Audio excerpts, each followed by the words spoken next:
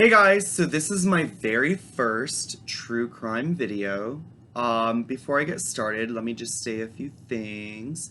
I do plan to do the podcast still. That's definitely going to happen. I'm just waiting on getting the funds for the rest of the equipment. It's kind of a pricey fucking hobby, and I'm really excited about it. Hopefully, I can start it sometime next month, but I will keep you all posted on that. So until then, I'm gonna do these like true crime videos just to kind of boost my confidence a little bit and kind of get myself in the swing of things and talking and whatever. You know, I'm no stranger in front of the camera. I'm kind of an attention whore. Everyone who knows me knows that. So I have no shame. But I'm a little nervous because I've never really done this before. Usually the things I do on the internet are just funny, you know, to entertain people. But I also hope to entertain you guys with this.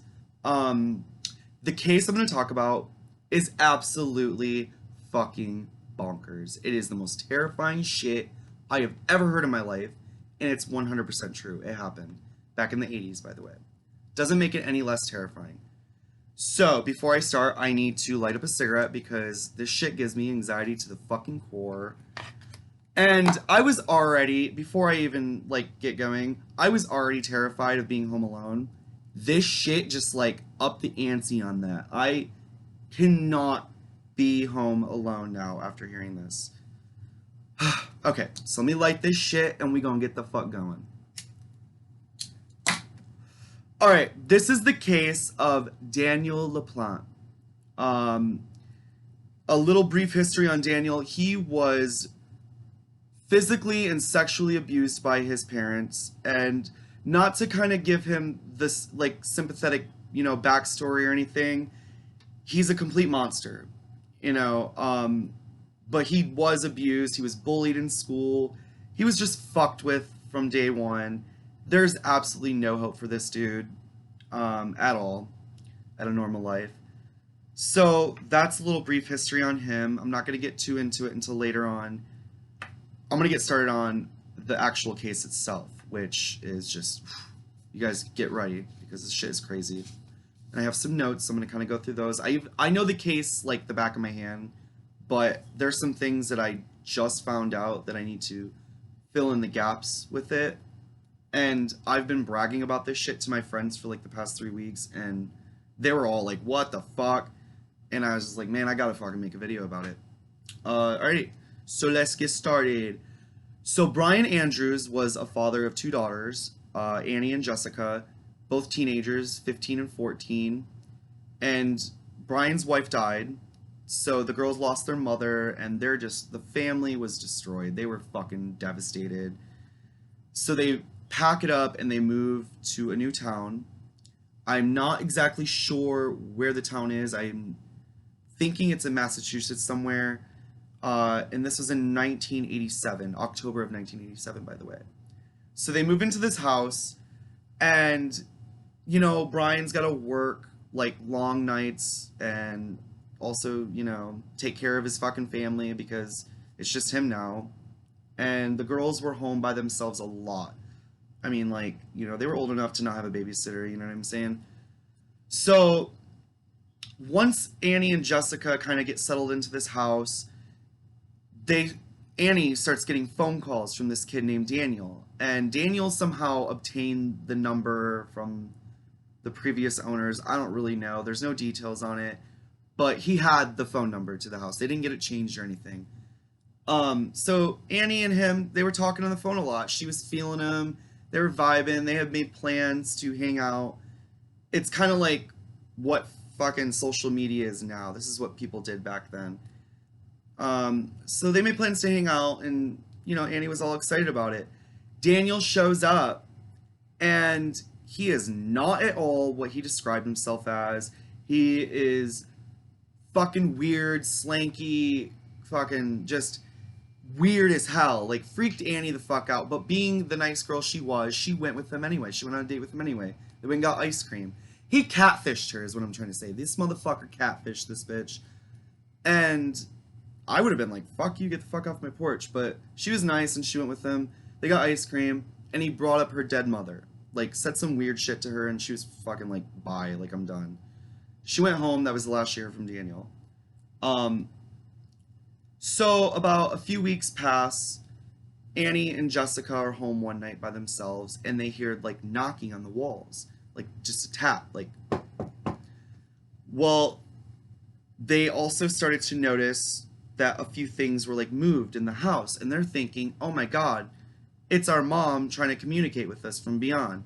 And they were like fucking dead set that this was their mom, their deceased mom, right?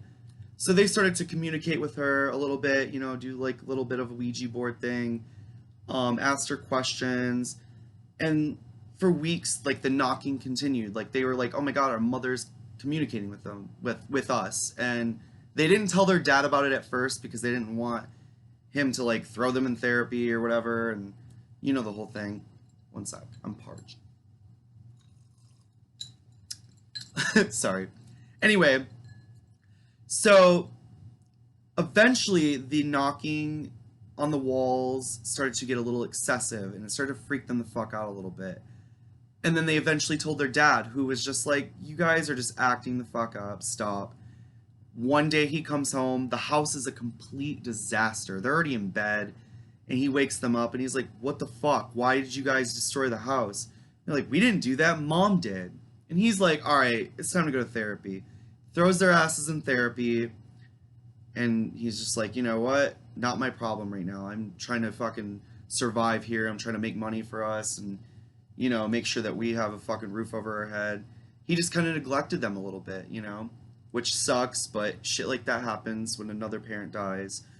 Well, the knocking stopped for a while. I want to say it was maybe a month.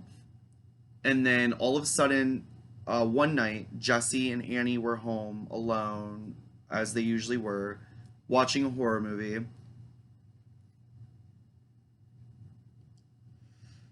And they heard knocking coming from the basement. And now this is where it gets pretty fucking scary.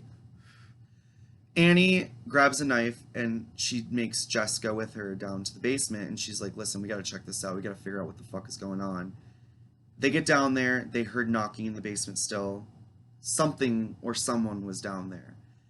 And then they look to their left, I think. It was left of the fucking basement door. They didn't see it right when they got in there because I think it was like dark, and I don't really know the specifics on it, but they didn't see it at first. But as they were turning around to leave the basement, to their left, they saw on the wall, written in red, "I'm here, come and find me." They freaked the fuck out. They called their dad, they called the cops. Dad comes home from work. Cops search the house. One of the cops touches the red paint on the fucking wall and says it's ketchup. And he's like, "What the fuck?" He thinks his daughters did it. So I want to say, it says here a couple more weeks passed before it happened again. The dad was just fucking livid. He's like, "You know, you guys, you're still gonna go to therapy." And they were still going to therapy, as far as I know. Um, so this is the night where shit really pops the fuck off. It happened in December 1987, so about 3 months have passed, and they heard knocking coming from Annie's room, upstairs, by the way. They go upstairs to check it out. They notice Annie's TV is on, and it's staticky as hell, and they look at Annie's mirror from the bottom of the staircase. You can see like the opening of her bedroom because their door was open, and you could see like her bedroom mirror on the wall from the bottom of the stairs. And the message said, "I'm back, come and find me." They book it right the fuck out of that house. They go to the neighbors. The neighbor calls the dad. The dad arrives, and the neighbor's telling the dad, like, "Look, your kids are freaked the fuck out. They've been hysterical since they got here. You need to go check out what's going on over there because they're scared of something." So Brian, he's just like, "All right, something really is going the fuck on." He goes in the house, and he notices, first off, there's two champagne glasses on the kitchen counter filled with champagne, and he looks to the wall, and there is a fucking photo of Annie stuck to the wall with a knife in it. And he's like, "Oh, hell no." It doesn't say if he grabbed a weapon or not, but he did go upstairs to the room. He notices the note on the mirror. and he notices the TV. He also noticed a few other things were kind of fucked around with at the house in the house. So he gets in Annie's room. Sorry, he gets in Annie's room, and he notices a person standing there wearing a white wedding gown. Now, it wasn't specified if it was his wife's wedding gown or not, but it was a wedding gown, and the person had blonde hair, and their back was facing him, so he didn't see who it was. He's thinking it's his wife. He even calls the person by his wife's name. The person slowly turns the fuck around. They have makeup smeared all over their face like war paint, and he's holding a fucking hatchet. It's Daniel fucking LaPlante. And he is like mortified. Brian is mortified as fuck. And Daniel comes at him with the hatchet. He has a fucking hatchet in his hand. And they get into some kind of brawl. Somehow Daniel manages to escape into the night, which is really weird. I would have killed that motherfucker, honestly. So the cops come. They're investigating. They're looking through the house. They know Daniel can't be far, especially wearing what he was wearing and how he looked. It was black and white makeup, by the way. It was like smeared all over his face. It looked like, I guess some reports say it kind of looked like a messier version of the Crow. It was terrifying. So Brian is outside with his kids and the neighbor while the cops are looking in the house. The cops discover behind a cabinet a fucking crawl space. Not even the family knew it was there. That's how he's been in the house, by the way. So they open it up. Daniel's inside the fucking crawl space. Tell his ass to get out. They arrest him, throw him in a cop car. They look inside the crawl space. There are fucking peepholes that he could fucking see throughout every angle of the house. He had fucking drilled him in there. There was like love letters he was writing or planning to write. He had written them, and planned to send to Annie. There was a journal in there talking about how he was going to kill them. It was a fucking nightmare. So they're like, oh my god, so this is how he's been like seeing everything, doing everything, whatever. So they take his ass to jail.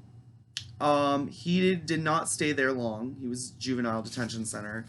And the criminal justice system is fucked up. So their first mistake was letting him out.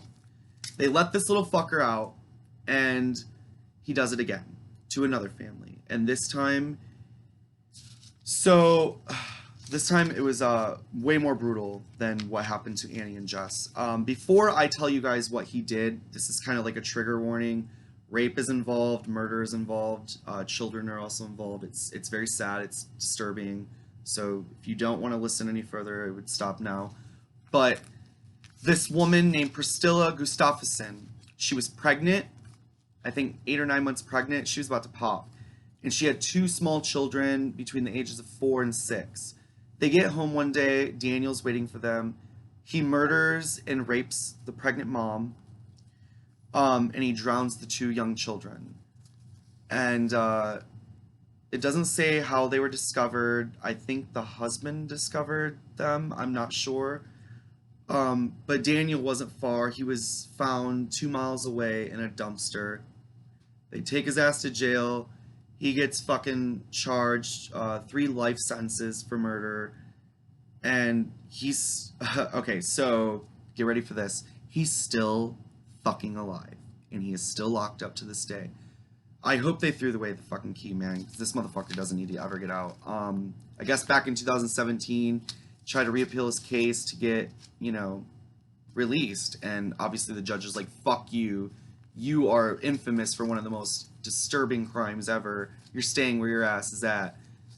So yeah, that's pretty much the case. There is an investigation discovery show called Your Worst Nightmare, and they did a reenactment episode on it, and I just seen it about a week ago, and it scared me. It scared the fuck out of me. Like, now, the reason I'm so terrified of this case is because I grew up on films like Black Christmas and When a Stranger Calls and The People Under the Stairs. Like, I mean, those movies terrified me as a kid. And something about a stranger being in your home, fucking with you and planning to kill you, is more terrifying to me than anything in this world. Like, I'm a horror fanatic. I'm not easily scared. But something about this, sorry, my alarm just went off. I don't know why. Um, but something about this case just like struck a nerve in me, man. Like, I'm actually home alone for the week because my roommate and our friend are in Arizona. So I'm like, fucking like, man, I don't want to be here by my motherfucking self, dude. So yeah, that's pretty much it. I apologize for getting a little off topic, and not having this kind of well thought out like I should have, but I appreciate you guys watching, and I hope to God you were as terrified as I was because, man, this shit will stick with me for the rest of my life. I actually think there's another movie that's based on this case. It's not like 100% accurate, but it's called Within, and I've seen it, and it was pretty fucking scary. Anything that has to do with the motherfucking stranger living in the house, fucking with you, is scary. And if you say otherwise, you got balls, or you're a psychopath. But yeah, hopefully this does well, and if it does, I have another case I'm going to talk about, make another video of, and it's even more terrifying than this one, believe it or not. So yeah, thanks for watching, you guys. Have a good day, motherfuckers.